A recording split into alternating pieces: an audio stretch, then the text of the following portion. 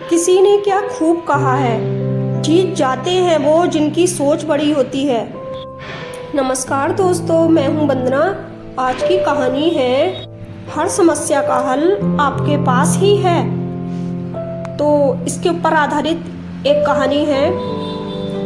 करीब 100 साल पहले एक इटालियन शहर में एक छोटे व्यापारी के ऊपर सूदखोर का काफ़ी कर्जा बाकी था। इस बूढ़े और बीमार सूदखोर की नज़र व्यापारी की सुंदर बेटी पर थी। उसने व्यापारी के सामने प्रस्ताव रखा कि अगर वह बेटी की शादी उससे कर दे तो सारा कर्जा माफ हो जाएगा। स्वाभाविक है कि व्यापारी ने प्रस्ताव पर नाराजगी दिखाई। इस पर सूदखोर ने एक तरीका निकाला। उसने कहा कि वह एक पोटली में एक एक सफ़ेद और काला कंकड़ रखेगा। फिर व्यापारी की बेटी उसमें से एक कंकड़ निकालेगी। अगर काला कंकड़ निकला तो व्यापारी का कर्जा माफ हो जाएगा, लेकिन बेटी को सूदखोर से शादी करनी होगी।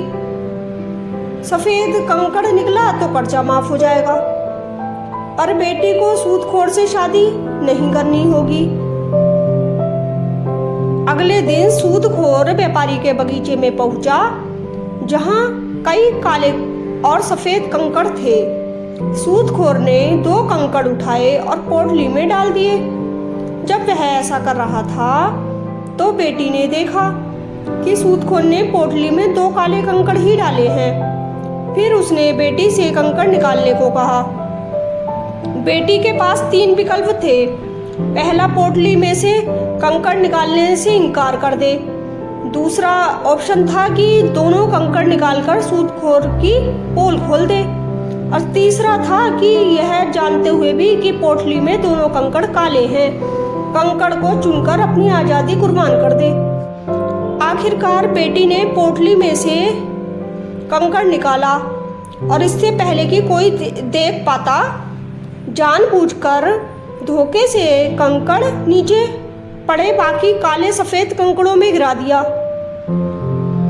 वह सूदखोर से बोली, ओहो, मैं कितनी लापरवाह हूँ। खैर, अगर आप पोटली में रखा दूसरा कंकड़ देखेंगे तो आपको पता चल जाएगा कि मैंने कौन सा कंकड़ निकाला था।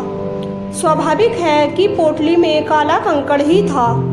सूदखोर नहीं चाहता था कि उसकी पोल खुले, इसलिए उसे मानना पड़ा कि बेटी ने सफ़ेद कंकड़ निकाला था।